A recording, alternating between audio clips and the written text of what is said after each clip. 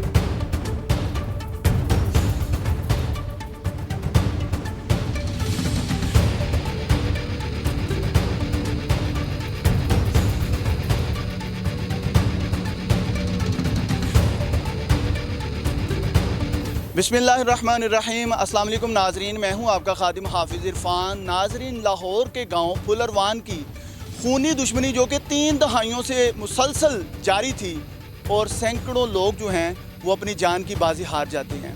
ये खूनी दुश्मनी जो है बहुत से अफराद को निगल जाती है और 15-15 घंटे मुसलसल गोली चलने से इलाका भर में खौफो हरास जो है वो पंजाब पुलिस के लिए दर्द सर बन जाता है। और पंजाब पुलिस जो है उसको बाकायदा पुलिस चौकी का क़याम करना पड़ जाता है फुलरवान में। और यहाँ पर जो है वो अमन कैसे कायम किया गया और अमन की आशा किस तरफ से चली और कहाँ तक पहुँची, 30 साल की इस दुश्मनी को ख़त्म करने में किसने किरदार अदा किया। ये दुश्मनी जो है ये बेसिकली लाटिया ग्रुप और कोठा ग्रुप और सैफ़ी ग्रुप की जानिब थी। एक जानिब थे लाटिया ग्रुप और दूसरे 2 ग्रुप जो हैं कोठा और सैफ़ी वो एक जानिब थे। इनमें आपसी दुश्मनी चलती है और इसकी वजह जब पूछी जाती है तो पता चलता है कि ये सिर्फ हसद और एक दूसरे को ना बर्दाश्त करना है, सिर्फ यही वजह बनती है। इसके अलावा इस दुश्मनी की कोई दूसरी वजह नहीं थी। ना तो तनाज़ा किसी ज़मीन का था, ना ही किसी इक़्तिदार का था। लेकिन ये दुश्मनी बढ़ती बढ़ती बढ़ती बढ़ती 3 पीढ़ियों को निकल गई। 15 से 20 अफराद जो हैं इस दुश्मनी की नज़र हो जाते हैं। मेरे साथ चौधरी फरमान लाटिया साहब मौजूद हैं। बड़ी खूबसूरत बातें इनके साथ मेरी हुई हैं, वो आपको भी सुनवाना चाहूँगा। चौधरी साहब, बहुत शुक्रिया आपके कीमती वक्त का। अच्छा बताइएगा, सबसे पहले जो सवाल मेरे दिमाग में और शायद मेरे व्यूवर्स के दिमाग में भी यही चलेगा कि ये लाटिया लफ्ज़ जो है ये बेसिकली कोई कास्ट है या किसी जगह का नाम है जिससे हम मुंसलिक। नहीं, बेसिकली ये मेरे वाला साहब के नाम 1974 को मेरी ज़मीन कोई 100 एकड़ अलाट हुई थी मेरे वाला साहब के नाम पे। और जब से ये ज़मीन अलाट हुई तो लोगों ने हमें लाटिया कहना शुरू कर दिया, क्योंकि ज़मीन 100 एकड़ थी, ज़्यादा थी। ये एनिमल हस्बेंड्री का रकबा था घोड़ापाल स्कीम, वो मेरे वाला साहब के 1974 में अलाट हुई, जिसकी वजह से हम सारे लोग हमें लाटिया करना शुरू हुए। बहुत खूब जी। ये ना तो कोई कास्ट है और ना ही किसी जगह से मुंसलिक है, बल्कि ये अलाटमेंट जो हुई थी उससे लाटिया लाटिया करते हुए लाटिया लफ्ज़ निकल आया। अच्छा, मुझे आगे ये बताइए कि ये जो 3 दहाइयाँ एक लंबी दुश्मनी चली है, 15-15 घंटे मुसलसल गोली चली, खौफो हरास पूरे इलाके में फैल जाता है, पुलिस बेबस हो जाती है, वहाँ पे चौकी का क़याम कर दिया जाता है, इतनी बड़ी दुश्मनी की वजह क्या बनी? ऐसी कोई वजह तो नहीं थी, लेकिन जेलसी हसद झूठी अना। और दूसरा हमारा जो घर था और हमारे दूसरे ग्रुप का जो घर था बिल्कुल आसपास था और रास्ता भी एक था।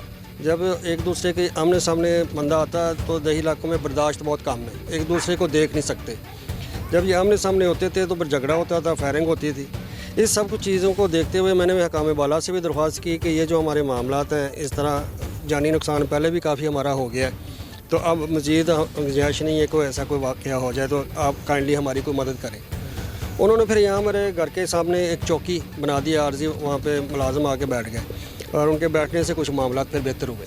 ये मुझे बताइएगा कि कौन सा ऐसा लम्हा था चौधरी साहब जब आपको लगा कि यार ये दुश्मनी जो है, बेशक इसने बहुत सारी जानें निकल ली, हम पीछे नहीं हटे थे, लेकिन अब जो है अब आगे बढ़ने को दिल नहीं करता, यहाँ से स्टेप बैक होना चाहिए। देखिए, दुश्मनी तो अच्छी चीज़ नहीं है। ये तो हर बंदा हर वक्त यही सोचता है कि यार इससे जान छूटे, उनका भी अपने बच्चों के सर पे हो हाथ, हमारे भी बच्चे को मुस्तकबिल ठीक हो। लेकिन इसकी बड़ी वजह जो मुझे ज़्यादा अफसोस इस चीज़ का जब हुआ कि ये दुश्मनी बिल्कुल अजीरन कर देती है बंदे को, इतना लाचार मजबूर कर देती है कि बंदा बेबस हो जाता है। मैं जेल में था, मेरी वालदा की पीछे से डेथ हो गई। जब उनकी डेथ हो गई तो मैं उस दिन इतना पछतावा, इतना मजबूर इंसान कभी ना हो अल्लाह करे, कि उस दिन मैं अपनी वालदा को अपने हाथों से कब्र तक भी नहीं पहुंचा सका, उनको दफना नहीं सका। उस दिन से मैंने फिर अपने भाई को, भतीजों को मैंने कहा यार दुश्मनी ये जो अच्छी चीज़ नहीं है, ये लेके बैठ गई है इंसानों को, झूठी अना है, झूठी चुदरा है। तब से फिर हम सब का जो ज़हन है इस तरफ आया कि यार सुलह ही बेहतर है, लड़ाई झगड़े नहीं करनी चाहिए। क्योंकि हमारे घर में तलीम याफ्ता नहीं थे भाई, तो मैं ही घर में पढ़ा लिखा था, आगे से मेरे बच्चे भी पढ़ रहे थे, तो मैं चाहता था यार मेरे बच्चों का मुस्तकबिल भी ठीक हो, मेरे भतीजे सेफ़ हों, मेरे भाई सेफ़ हों, मेरे बच्चे सेफ़ हों। तो इसलिए हमने सोचा कि यार सुलह ही बेहतर है, तो सबसे पहले कदम हमने ही उठाया सुलह की तरफ। अच्छा चौधरी साहब, ये बताइएगा इस तमाम असना में ये 30 साल का एक पीरियड है, 1990 से नाजरीन ये दुश्मनी जो है शुरू होती है। आपने सुना कि हसद और महज ये जो है कि ना बर्दाश्त करना या दूसरे की कामयाबी को ना बर्दाश्त करना या किसी को चलते फिरते ना देख सकना, सिर्फ महज यही चीज़ें थी। इसके अलावा ना तो कोई प्रॉपर्टी का मामला था, ज़मीन का तनाज़ा था, ना कोई रिश्तेदारी की लड़ाई थी।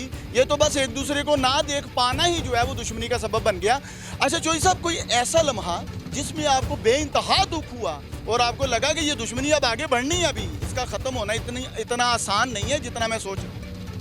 एक लम्हा ऐसा भी आया, मेरे भाई अल्लाह ताला उनको जन्नत नसीब करे, फ़ौत हो गए बड़े भाई इफ्तिखार।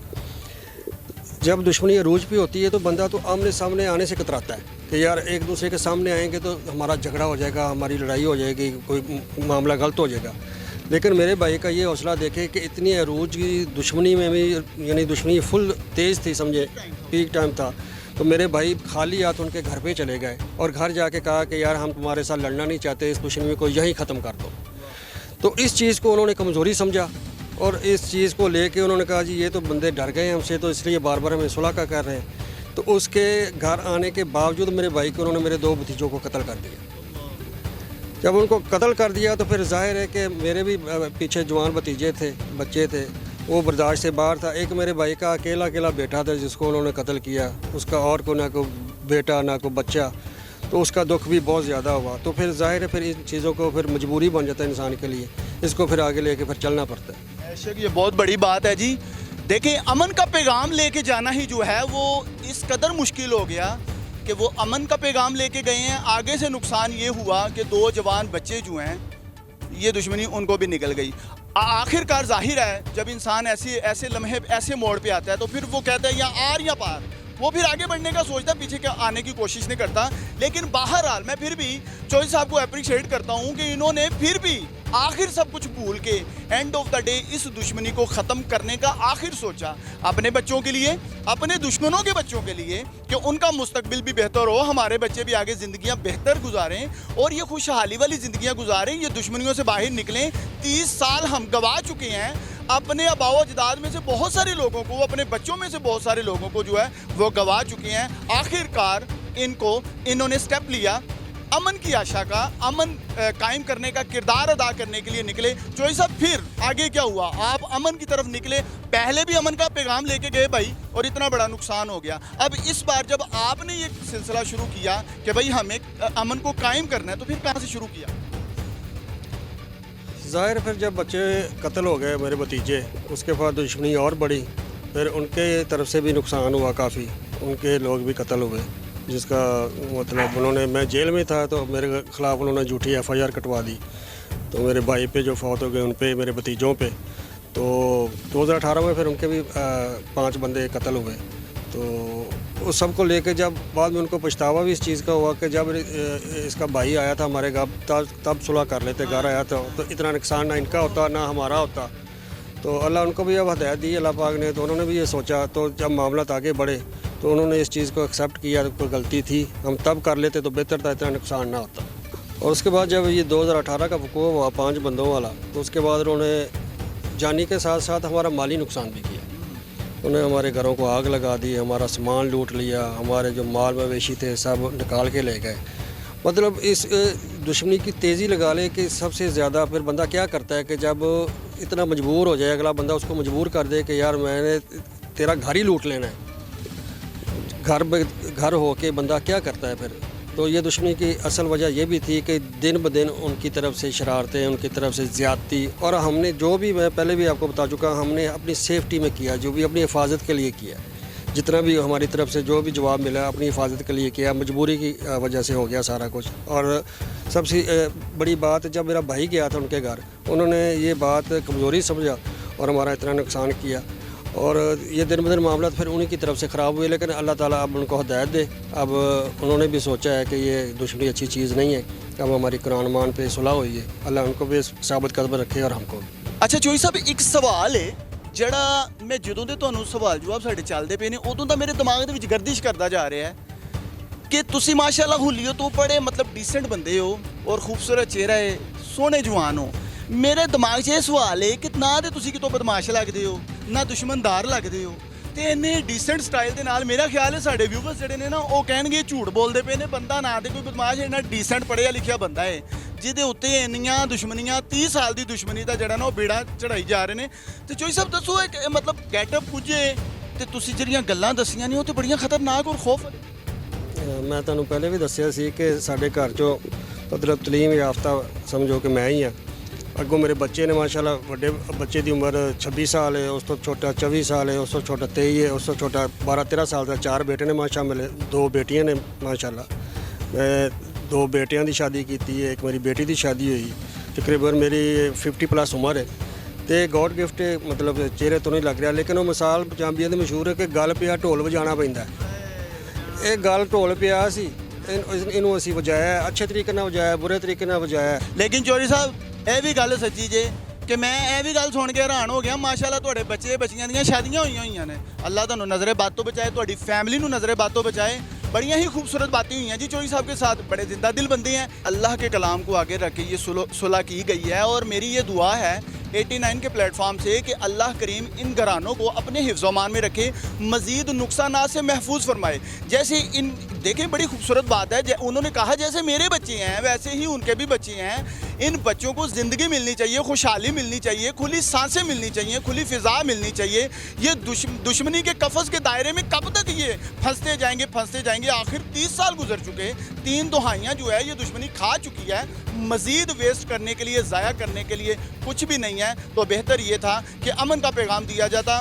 बड़ा ही अच्छा किरदार अदा किया चौधरी फरमान लाठिया साहब ने, और मैं समझता हूँ कि यही बात, ये मैसेज हम 89 के प्लेटफॉर्म से जितने भी दुश्मनदार लोग हैं, हम सब के लिए ये अमन का पैगाम ज़रूर देना चाहेंगे कि देखें, आप अपने मुस्तकबिल या अपनी ज़िंदगियाँ जैसे भी आपने दांव पे लगाई वो गुजर गई। अब आपकी फैमिलियाँ, आपके बच्चे, उनका भी मुस्तकबिल सोचें, उन्होंने भी ज़िंदगी गुजारनी है। क्या ये दुश्मनियाँ उनको भी आप भीड़ चढ़ाएंगे इन दुश्मनियों के, या अमन की तरफ आएंगे? बहुत सारी बड़ी बड़ी दुश्मनियाँ जो हैं लाहौर की, उन्होंने अमन का वो ठैया उठाया, उन्होंने अमन का परचम उठाया। आखिर आज लाहौर में हद तक जो है वो अमन हो चुका है। बहुत बड़ी बड़ी दुश्मनियाँ जो है वो दोस्तियों में बदल चुकी हैं। तो हमारा ये पैगाम है कि जो भी लोग एक दूसरे के लिए अना या हसद रखते हैं उसको ख़त्म किया जाए, ताकि मज़ीद नुकसानात से बचा जाए और लाहौर और हमारे मुल्क की खैर हो और इसमें अमन की फ़िज़ा फैल सके। इसी के साथ अपने मेज़बान हाफिज़ इरफान को इजाज़त दीजिए। एक नई स्टोरी के साथ आपकी खिदमत में दोबारा हाजिर होंगे। अल्लाह हाफ़िज़।